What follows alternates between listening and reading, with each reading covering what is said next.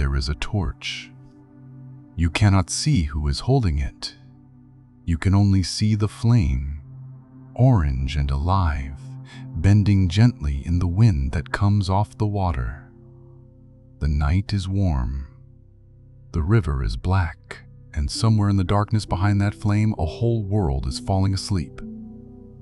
The year is 1300 BC. You are standing on the western bank of the Nile, in the land the ancient Egyptians called Kemet. The Black Land, not black for darkness, but for the rich, dark silt the river left behind each year when the floodwaters pulled slowly away. This silt was life itself. It fed the crops, it fed the animals, it fed every man, woman, and child in a civilization that had already been standing for nearly 2,000 years before this particular night began. Tonight, Ramses the Great sits on the throne of Egypt. Ramses II, the builder of temples so vast that pieces of them still stand today. His statues are being carved. His name is being cut into stone across 3 continents. Somewhere downstream, the colossal columns of Karnak rise into the darkness, and priests in white linen are tending fires that must never go out, chanting words that have been chanted every night for 1,000 years before them, and will be chanted for 1,000 years after. But we are not going there tonight. Tonight we are going somewhere quieter. Imagine the sound of the Nile at night.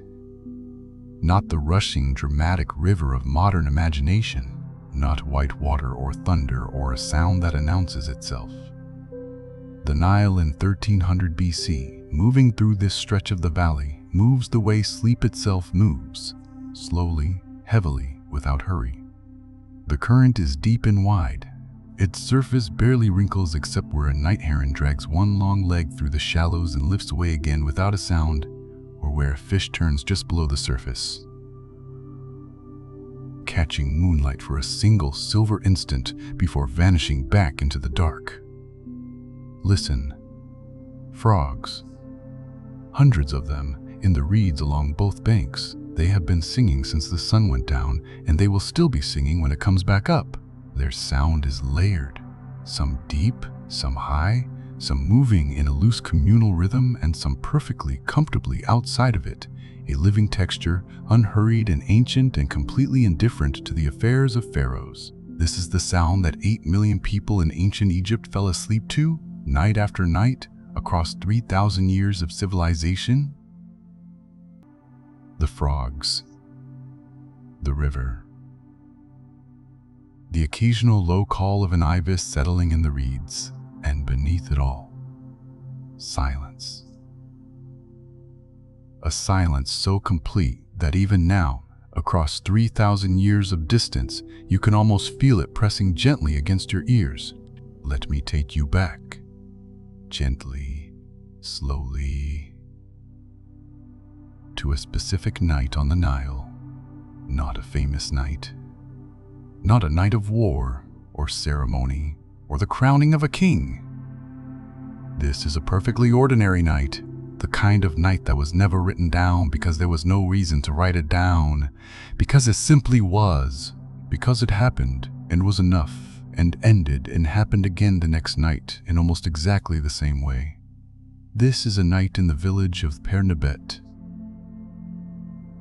the house of the mistress, a small agricultural settlement, perhaps 3 hours' walk south of Thebes, the city of 10,000 gods.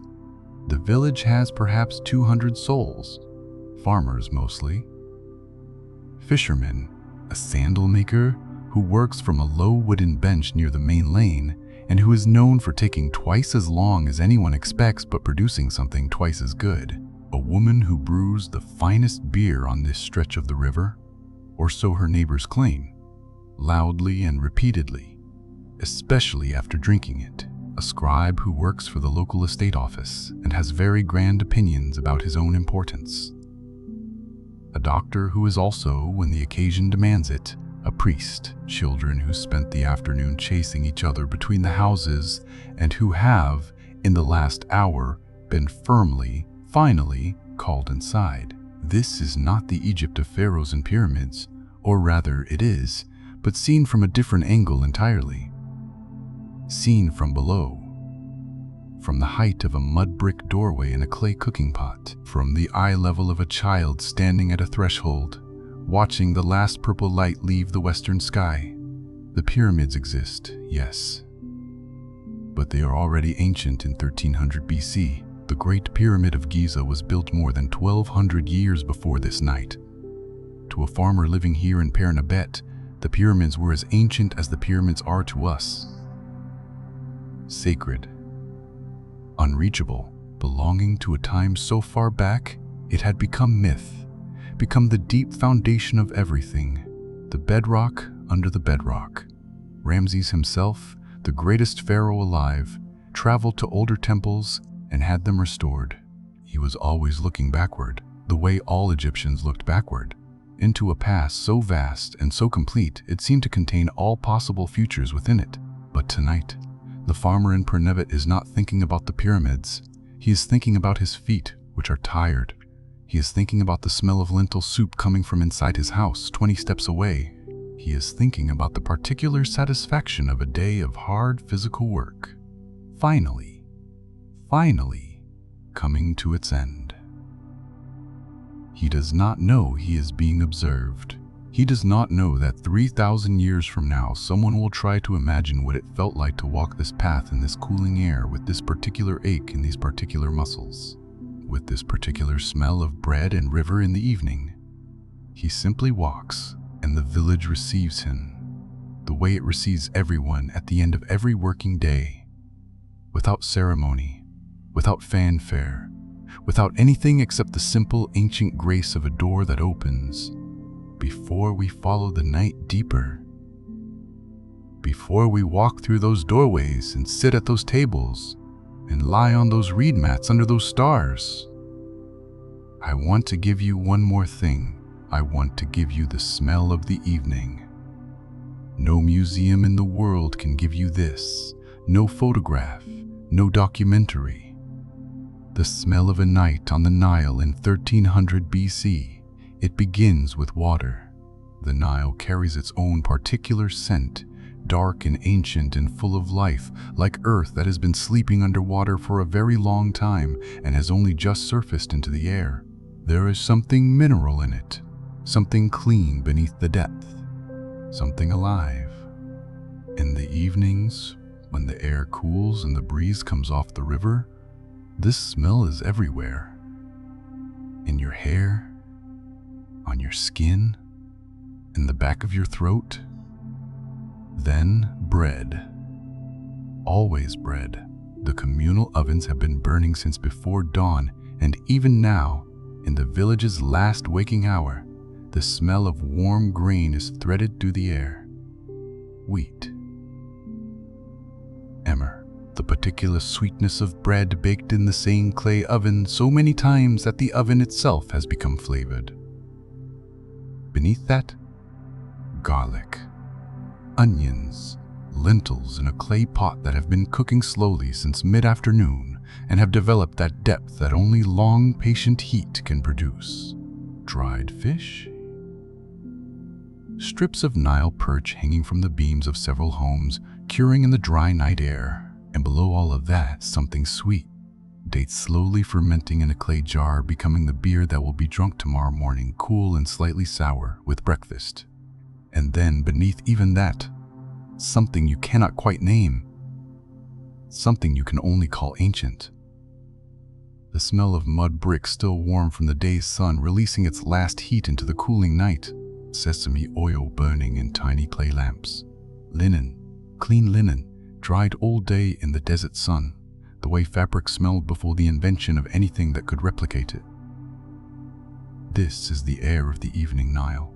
This is what you would breathe if you stepped out of time into this night and simply stood still on the bank. So for a moment, let us do exactly that. The village at twilight. The world settling into evening, the sun set 20 minutes ago. But the world did not go dark all at once. It never does on the Nile, the western cliffs.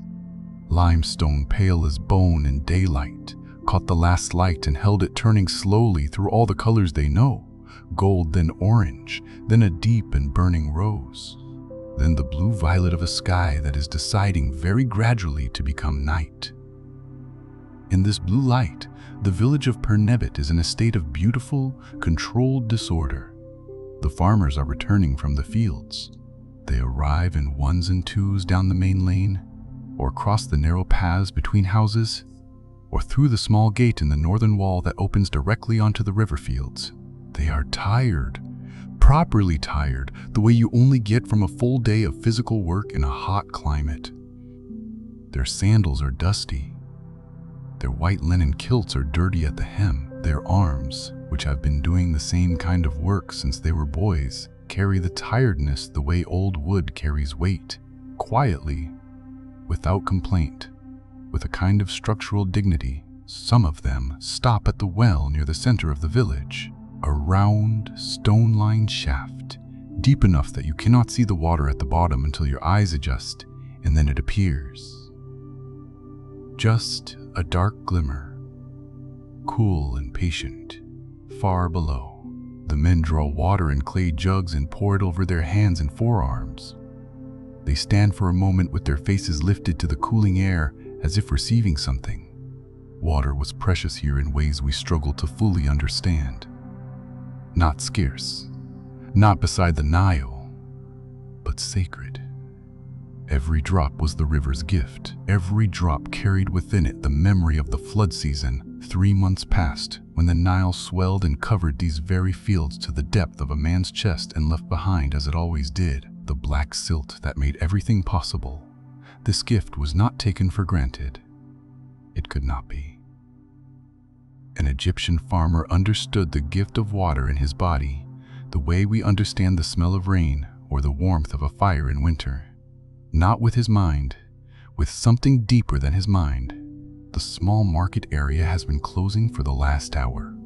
A clearing near the center of the village, where during the day people trade and argue, and occasionally both at once. Now it is mostly empty.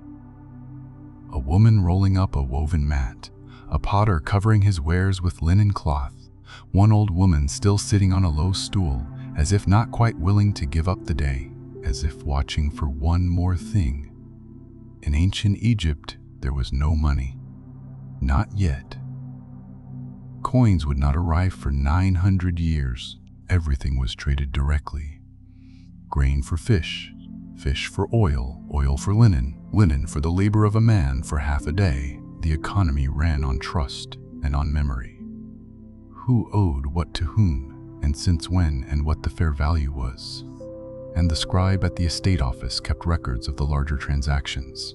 But the smaller ones between neighbors simply existed in the collective mind of the village. Remembered, honored, or occasionally disputed, loudly, at the well. Tonight's last trade happened an hour ago. The sandal maker gave the brewer's son a pair of rush sandals in exchange for 2 clay jars of beer. He carried them home in both arms, carefully, the way you carry something valuable, and placed them in the cool corner of his house where the walls are thickest and the temperature barely changes between noon and midnight. He is satisfied. The transaction was fair. He did well. He is thinking about this with pleasure as he eats his dinner. Beer was not a luxury in ancient Egypt. It was a staple, nutritional, reliable, and safer than much of the available water. Workers at the great building sites received beer as part of their daily wages. Soldiers carried it in the field. Children drank a weak version of it at breakfast. The brewer was not at the edge of the village's economy. She was at its center, essential, respected. The beer she makes is thick, thicker than anything you would recognize. Made from emmer wheat bread soaked and fermented and strained through a rush basket. It is sweet and slightly sour and nutritious in the way only fermented things can be. It smells of bread and yeast and something almost fruity. The date sweetness of the fermenting grain coming through in the finish. Her neighbors say it is the finest on this stretch of the river. She is, correctly, proud of this. The communal ovens have been the engine of daytime life in ways difficult to overstate. Bread was not a side dish in ancient Egypt. It was the meal itself, the fact from which everything else was elaboration. An Egyptian laborer expected 10 loaves of bread in a day, 10 loaves of dense, grainy, flat emmer bread made from grain ground every morning at the village's stone mills. The grinding was done mostly by women in a low, bent-forward position that, over a lifetime, left its mark. Archaeologists excavating Egyptian cemeteries from this period found in the bones of women across the Nile Valley a particular kind of wear on the lower spine and knees, the signature of a lifetime at the grinding stone. The bread carries this story within it. Every loaf was made by a body that paid a price for it. Every meal was someone's labor, someone's mourning, someone's bent back in the early light. These ovens, still warm in the evening air, smelling of the day's baking, these are the most honest monuments in this entire village. The children are coming in now. This is the moment I want you to notice, not because it is dramatic. It is not, but because it is so familiar across every culture, every century, every civilization that has ever put children outside during daylight and called them back at dusk, that it lands with a particular kind of weight. The weight of recognition, the weight of something that has not changed. In Pernibet, it is a woman's voice, the farmer's wife standing in her doorway with her hands on her hips, calling toward the river path where she last saw her children approximately 2 hours ago and has been only vaguely backgroundedly worried about since then while she prepared the evening meal. She calls a name. A pause, then at the far end of the lane 2 small shapes detach from the shadows and come running, their bare feet loud on the packed earth, their white tunics in a state that tells a story she does not need to hear just now. She puts one hand briefly on each of their heads. Not a gesture of tenderness so much as inventory, making sure the correct number of children has returned, and then turns them both around and sends them inside with a single word that needs no translation. The village is quieting, lamp by lamp. The market is closed, the men are home, the ovens are cold, and in window after window, the small clay lamps are being lit. Shallow dishes of sesame oil with pinched linen wicks, each flame so small it barely disturbs the dark around it. But there are dozens of them, and together they give the village a warmth that is, in the truest sense of that word, ancient. Humans have made light in the dark for as long as they have been human. This is that same impulse. This is that same need. This small clay lamp in this small mud brick window in this small village on the Nile, 3,300 years ago. This is not so different from any light you have ever turned on in any room when the dark outside became too complete. We are not so different from them. We never were. And now we go inside. The evening meal and family rituals, the house in the lamplight. The Egyptian home in 1300 BC was not large. The farmer's house. His name is Nacht, which means strong, a common name. Nothing that marks him as particular is 3 rooms. The main room where everything happens, a storage room behind it cooler and darker, where the grain is kept and the beer jars rest against the thick wall. And above, reached by a narrow stair along the outside wall, a rooftop sleeping platform where the family will sleep in the hottest months under the open stars, when the house itself holds too much of the day's heat to be bearable. Tonight is not one of those nights. Tonight there is a breeze. The linen curtain at the doorway is enough. Merit has been preparing this meal since mid-afternoon. It is not a feast. It does not need to be a feast. It is food. Good food prepared with the knowledge handed down from her mother and her mother's mother before that. How long the lentils need to cook, how much coriander makes the difference. which combinations of flavors transform a plain clay pot of ingredients into something that smells unmistakably like coming home.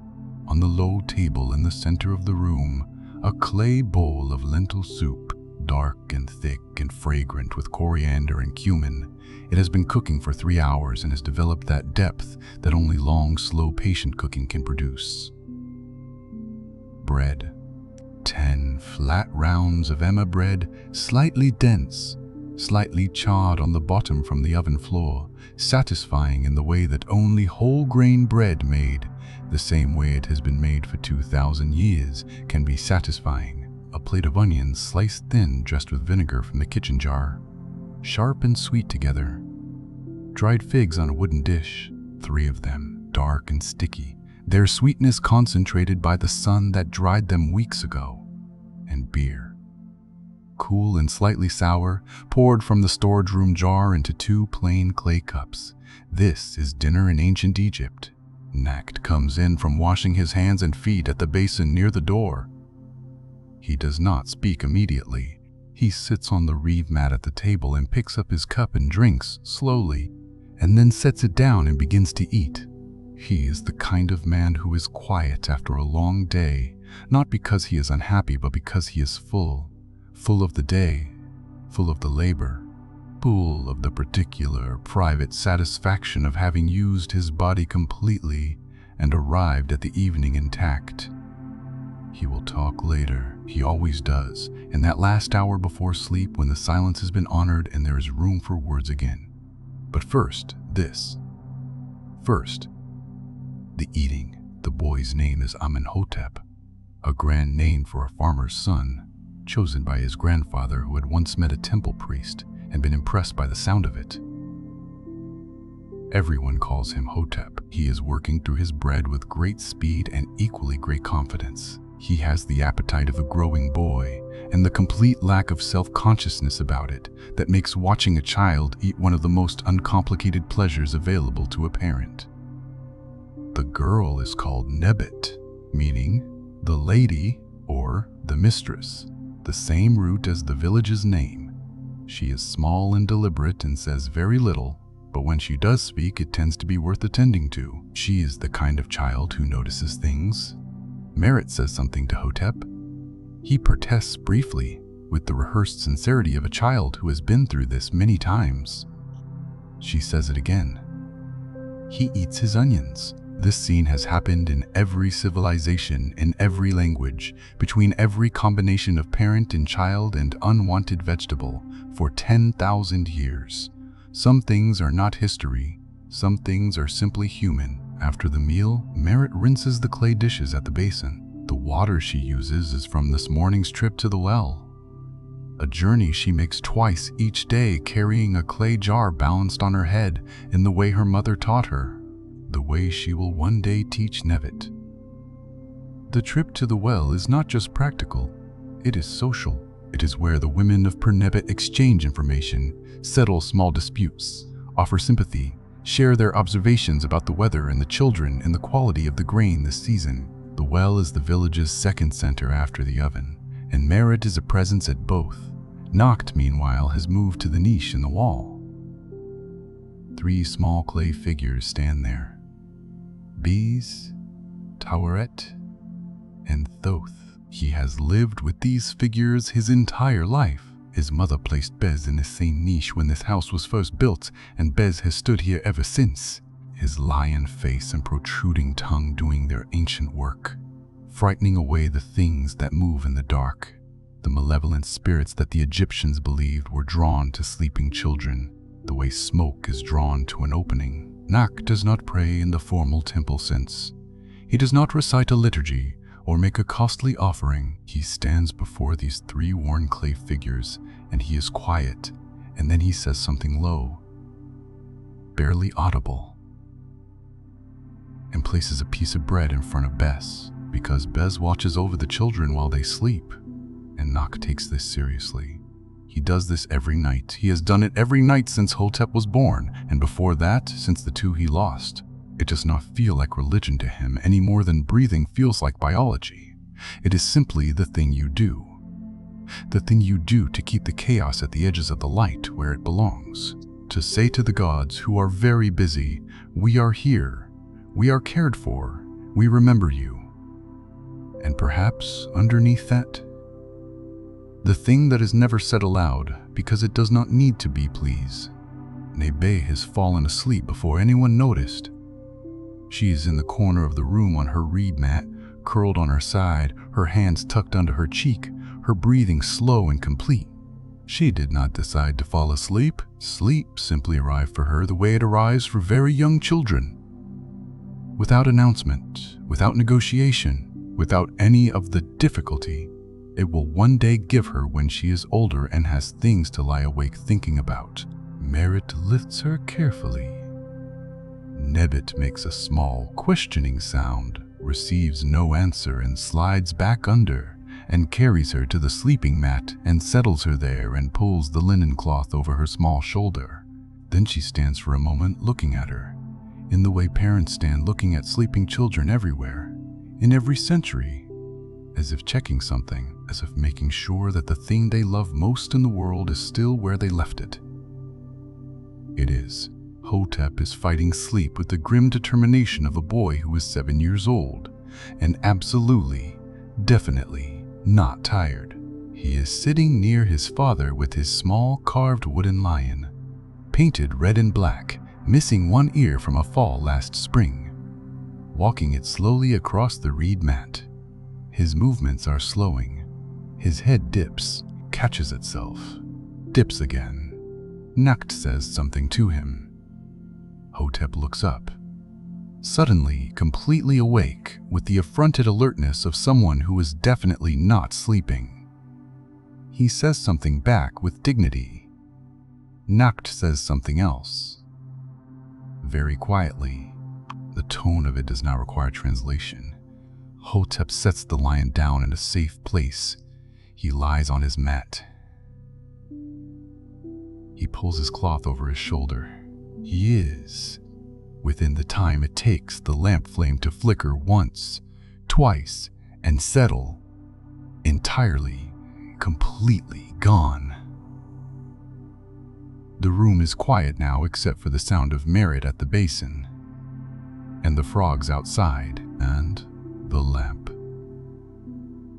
Noct sits for a while longer, the way men sit after a long day when the house is almost asleep and the weight of the world has lifted slightly and there is nowhere to be and nothing required, and the simple fact of being alive and warm and fed and together is enough, more than enough. It is everything. Eventually, Merit comes back and sits beside him. They do not speak. They sit in the lamplight together for a few minutes, and this too needs no translation. Two people who have shared their days long enough that silence between them has become a kind of language, richer sometimes than speech, more honest always. He blows the lamp out. The Nile at night, the river between worlds, the river at night. There is no way to fully prepare you for it, not with words, not with images. You can read descriptions, look at paintings, stand beside a modern river in darkness, and try to scale it upward in your imagination. Wider, older, deeper, more absolute. But the Nile at night defies the imagination's measurements. It simply is what it is. The oldest continuous thing in the landscape of human history. Moving through the dark as it moved before the first city was built, and will move long after the last one is forgotten. It is wide. From this bank, the opposite shore is perhaps 300 meters away, perhaps more. In the moonlight, the dark mass of the eastern limestone cliffs is visible above the far bank, pale in the silver light, their shadows deep, their silhouette unchanged since before the first Egyptian king drew his first breath. There are no lights on the eastern bank tonight. Just the cliffs, just the dark below them, just the thin bright line where the moonlit water meets the darker shore, just the river, just the sky, just the stars. The Egyptians looked at this sky every night of their lives, and they looked at it with a precision that produced one of the earliest sophisticated astronomical traditions in the world. They knew that the rising of Sirius, which they called Sopdet, the star of Isis, preceded the flooding of the Nile. They divided the visible sky into 48 constellations, each with a name and a story. They built temples whose innermost corridors were aligned to specific stars on specific sacred days of the year. They observed the movements of the 5 visible planets with a patience and a thoroughness that humbles us even now. And they told a story about the night sky. That is, I think, one of the most beautiful things any human mind has ever conceived. The sky was a goddess. Her name was Nut. She was the wife of the earth god Geb. But the two of them had been separated, pulled apart by the god Shu, who held Nut aloft on his extended arms, because their closeness had prevented any space for living things to exist between them.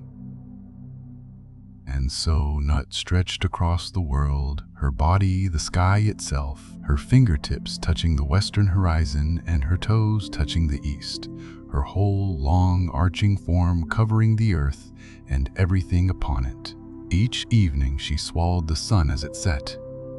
It traveled through her body, through the sacred darkness of her interior, along a journey through 12 gates, one for each hour of the night.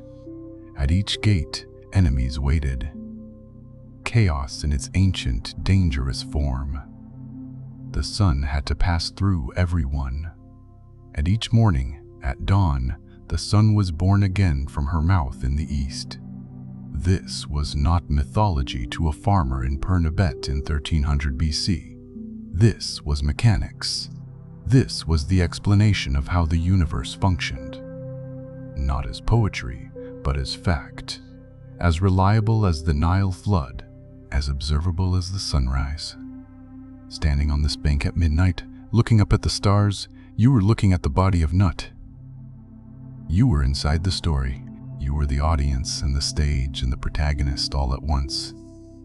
And somewhere beneath your feet, invisible, unstoppable, the sun was fighting its way back to you. Not everyone in Pernabet is asleep. On the river, 3 small boats are out. Fishermen who prefer the night. When the fish rise toward the cooler surface, when the nets fill more easily than in the blazing midday heat, when the river is their own and no one else's, they know this stretch of water the way they know their own hands. Every current, every shallow, every place where the catfish settle into the mud and wait, and every place where the Nile perch gather in schools just below the surface in the weeks after the flood recedes. They do not talk while they work. There is a particular silence between people who share a labor that requires attention. Not the silence of having nothing to say, but the silence of 2 minds occupied with the same careful task, communicating through the small movements of hands on nets and the slight adjustments of weight in a rocking boat. This silence has its own warmth, its own intimacy. It is the silence of people who have done this together so many times that language is no longer necessary. The older of the 2 men on the nearest boat, his name is Ka, meaning to rise, is something of a night person by nature. He has always preferred these hours, when the river empties of everyone else and the stars come out and the world quiets to just the water and the frogs and the weight of the net in his hands. He is not a philosopher.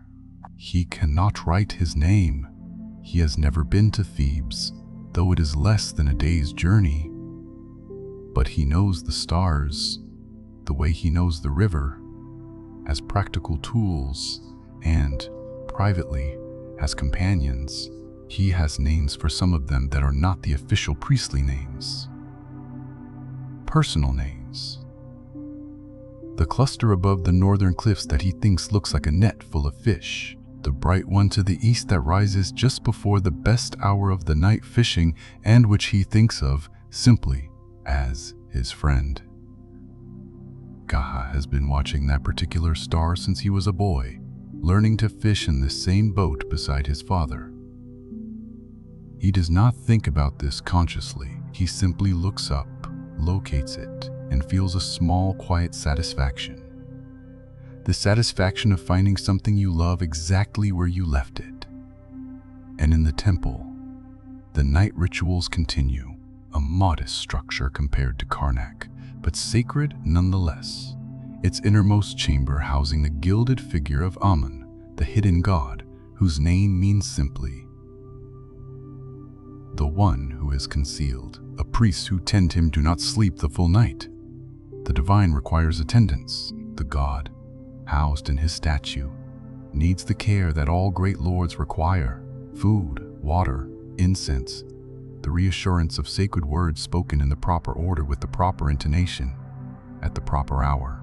The priest on night duty is a young man, 22 years old, trained in the house of life, where he learned to read and write and to know by heart the ritual formulas for every occasion. He is dressed in white linen, shaved completely, head, face, and body, as cleanliness demands, and his bare feet are cool on the stone corridor floor as he makes his way to the inner sanctuary for the midnight offering. He has done this many times. He is not afraid of the dark. Or rather, he has trained himself not to be.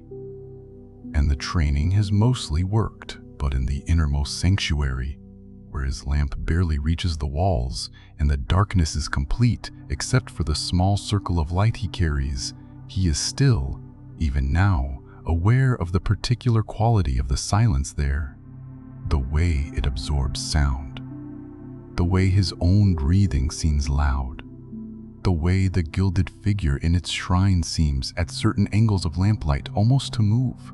He places the midnight offering: bread, water, oil, a small bundle of dried flowers, before the shrine. He recites the formula which he knows so perfectly the words have become sound rather than language, more like breathing than speech. He bows.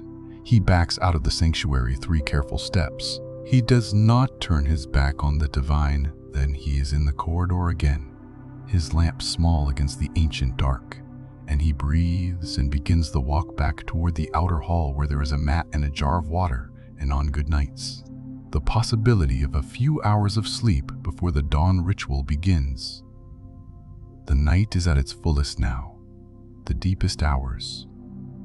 The hours between midnight and the first gray of dawn, when even the restless find rest, when even the worried lose their grip for a little while on what they are worried about, when the village breathes and the river breathes and the stars wheel very slowly overhead in the pattern. The Egyptians have been watching for 3,000 years before this night, and will watch for 3,000 years after. Everything is held deep. Night and the land of sleep. The village dreaming, the village sleeps. Not all at once. Sleep came the way darkness came. Gradually, household by household, lamp by lamp, voice by voice, until there was nothing left but the breathing. And then even the breathing was absorbed into the larger breath of the night, and the river, and the reeds, and the enormous patient darkness above. In Nacht's house, all 4 of them are sleeping now. Nebet has not moved from the position she was placed in. She sleeps with the completeness that is a gift only to very young children, the gift of a nervous system that has not yet learned to hold the weight of tomorrow against the back of consciousness. She breathes. Her chest rises. It falls. The darkness around her is not frightening. It is simply where she is. Hotep has rolled onto his back and flung one arm wide with the unconscious, aristocratic self-expression of a sleeping boy. His wooden lion is near his open hand, not quite touching it but close, the way beloved things are kept close even in sleep. He is somewhere very far from this room. His face is completely, peacefully absent of everything. Nacht sleeps on his right side, his head on the wooden headrest. His breathing is deep and slow and carries within it the sound of a body that has been used completely and is now, without apology and without restraint, recovering. There is something beautiful about the sleep of someone who has worked hard with their hands all day. It is clean. It is total. It asks nothing and receives everything. Merit sleeps differently. She always has. She lies for a while on her back in the dark, her mind still running its slow inventory. the water jar that needs replacing, the conversation she needs to have with the neighbor, the offering she wants to make at the shrine before the month turns. Her mind moves through these things with the patient practiced efficiency of someone who has accepted that this is simply what her mind does in the dark and has stopped fighting it, and waits instead for the inventory to exhaust itself, which it eventually always does. And then it does. And merit is gone. The Egyptians believed in dreams the way they believed in the stars, as real information delivered from a real place by real agents. They called the space of dreams the realm of Osiris, the king of the dead, the lord of the hidden world beneath the earth through which the sun traveled each night. In sleep, the human soul, the Ba, which they sometimes pictured as a human-headed bird, was believed to leave the body and travel. Where it went was real. What it saw was real. What it was told was real. They had books for interpreting dreams.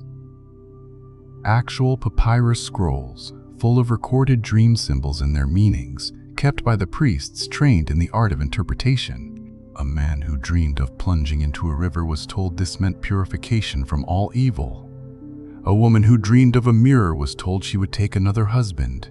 A child who dreamed of a cat was told, gently, that a good harvest was coming, and the god Thoth, the ibis-headed god of wisdom, the inventor of writing, the keeper of divine knowledge, was believed to sometimes appear in dreams directly, to stand at the edge of the sleeping mind and speak, not loudly, not dramatically, but clearly and truly in the way that certain dreams speak, with a weight and a specificity that feels, upon waking, less like imagination and more like memory. In the deepest hour of the night, Nut is at her fullest.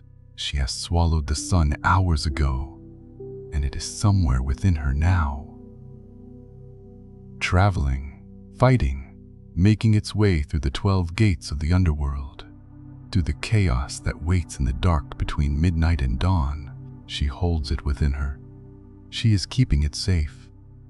She will give it back in the morning, as she always does, as she has done every morning for as long as time has been moving. She has never failed. Across the village, the dogs have settled. There are 4 of them in Pernabet. Not pets exactly, not working dogs exactly, but something in between. They sleep near doorways and along the granary wall and in the small courtyard behind the sandalmaker's house. They are warm in the night air, their breathing slow and deep, their legs occasionally twitching in the small dramas of dog dreams. They are the village's early warning system, its nighttime sentinels, and right now every single one of them has decided that the night holds nothing worth alerting anyone to. This, too, is a kind of peace. Out on the river, Ka has finished his work. The nets have been pulled in. A good night's catch. Nile perch, mostly some catfish. One very large tilapia that made him laugh quietly when it came up. And the catch is in the wooden box in the bottom of the boat, and the boat is tied back at the bank, rocking very slightly in the current, and Ka is walking home along the river path with the satisfied tiredness of someone who found what they were looking for. He stops for a moment at the bank before he turns away from the river. He looks up at the stars. His friend is there, lower now in the east, closer to the horizon, which means it is late, later than he usually stays, which means the morning will come sooner than he would like. He acknowledges this practically. He nods slightly, though there is no one to nod to. Then he turns and walks home. Breathe in. Breathe out. You are 3,000 years from home. And yet, there is something in this dark that you recognize, something in the sound of the frogs and the river and the stillness of sleeping houses that is not strange to you at all. Something in the quality of this particular quiet, the quiet of a world that has done its work for the day and released it, that your body knows, even now, even across 3,000 years, as rest. Let yourself know it. The hour before dawn. The world at its quietest. There is an hour before dawn that has no name in any language. Not night, exactly. Night has run its full course and has begun the slow work of becoming something else. Not morning. Morning has not yet announced itself, has not sent its first gray scouts ahead to test the edge of the sky. This is the space between. The ancient Egyptians called it the hour of Khepri, the scarab beetle god who rolled the sun across the sky each day, who is even now in this last deep dark, pushing the sun forward through the final gate of the underworld, through the last resistance toward the horizon. The world at this hour is quieter than it will be at any other point in the day, quieter than midnight even. Because at midnight there were still fishermen on the river and priests in the temple and dogs briefly alert to something in the dark. At this hour, even they are finally, fully gone.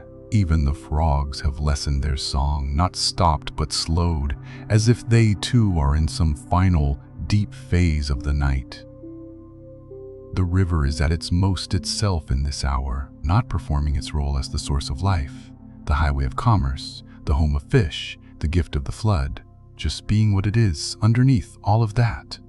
A body of water ancient beyond measure, moving through the dark from somewhere unimaginable in the south towards somewhere equally unimaginable in the north, following the valley it carved over millions of years through the limestone and sandstone of the desert. Indifferent to everything that has ever happened on its banks, and entirely, utterly, dependably there. This river was here before the first Egyptian drew the first symbol of the first word on the first piece of papyrus. It will be here in some form when the last word ever written in any language has been forgotten. This is not a sad thought, or rather, it is and it isn't. It is the kind of thought that appears in this hour before dawn when the mind is at its most permeable and the distance between now and then and now again becomes briefly, honestly visible. We are small, the river is large, the stars are larger, the dark between the stars is larger still, and none of this diminishes us. If anything, it gives us back to ourselves, places us correctly in the scale of things, returns us to the place we actually belong, which is here, small, alive, breathing for now in the dark before the dawn. In Nakt's house, no one has moved. Nebate is still on her side, hands tucked under her cheek. She has not stirred once in the night. Her sleep has been so complete, so total, that it seems almost like something she practiced, something she arrived at with more skill than most adults ever manage. Hotep has moved, once in the deepest hour, rolling onto his stomach and settling again, but the lion is still near his hand, still there. Noct breathes. Merit breathes. The lamp is cold. It has been cold for hours, but the room is not dark quite. The moonlight through the window, faint as it is, picks out the whitewashed wall opposite and the edge of the clay pot on the shelf, and the faces of the three small gods in their niche. Bess looks the same as he always looks. He is not worried about the dark. Protecting against the dark is his whole purpose. He is very good at it. Do you remember the torch? The one we saw at the very beginning of the night. The single flame trembling in the river wind, its reflection moving on the dark water below. The one that told us nothing about who was holding it, only that it was alive, only that somewhere behind it a world was settling into sleep. That torch has gone out now. Hours ago, quietly, without ceremony, the oil ran out, or the wind finally found it, or the person holding it simply went inside and left it to the dark. It doesn't matter how. What matters is that its job is done. It held the light where it needed to be held for as long as it needed to be held. And now it is part of the dark again, which is where all flames eventually return. But the river is still there. The river is always there. In a little while. Not yet, but in a little while, the birds will begin. First one, somewhere in the reeds, testing the air with a single note. Then another, then more, until the whole riverbank is threaded with sound and the sky above the eastern cliffs begins to change, from black to the deepest blue, from blue to gray, from gray to the first impossible rose of the Egyptian dawn, and then Khepri, the scarab, will roll the sun over the edge of the world once more. And Nut will open her mouth, and the sun will be born again. And the dogs of Pernebet will lift their heads, and Merit will open her eyes and lie still for one moment, just one, in the warmth of the sleeping house before the day begins. But that is not yet. Not yet. For now there is still the dark, and the river, and the sound of the water moving past the reeds, as it has moved past them every night of every year for 10,000 years. Patient as the earth itself, indifferent to hours and centuries alike. Present in the way that only very old things can be present, with a kind of gravity, a kind of weight that is not heaviness, but depth. Let it carry you. You don't have to hold anything. Not tonight. The Nile is moving. The stars are turning. The village is breathing. And somewhere in Pernebet, in a room made of mud brick and lamplight and the prayers of a father standing before 3 worn clay gods, 4 people are sleeping, and they are safe. And so are you.